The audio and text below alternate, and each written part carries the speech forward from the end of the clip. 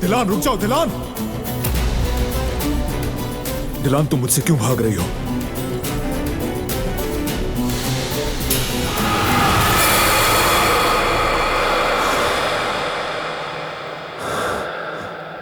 वो तुम्हें मुझसे छीन कर ले गए दिलान, ले गए। मैं ये नाकामी बर्दाश्त नहीं कर सकता। तुम्हारे बगैर न सांस आती है न सब्र। क्या करूं मैं? अब तो मुझ में हिम्मत ही नहीं है। मेरी फैमिली और बारान जिंदा तो है ना? कुछ बोलती क्यों नहीं हो तुम? बताओ मुझे, मैं पागल हो जाऊंगी। चुप क्यों खड़ी हो तुम?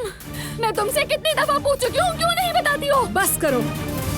जख्म अगर हड्डी पर नहीं होता तो अब तक ठीक कर देती मैं। और अगर तकलीफ जख्म की ना हो हनीफा, तकलीफ मेरे दिल में है, मेरे दिल में है। दिलान को लाजमी ढूंढना होगा। हम ढूंढ लेंगे भाई, हम ढूंढेंगे। आपने मुझसे हमेशा कहा है, हर रोज जिंदगी की नई शुरुआत होती है। अपने ख्वाबों पर कभी हार मत मानो और लड़ो, कभी हार मत मानो, है ना? हम हार नहीं मानेंगे भाई, हार नहीं मानेंगे।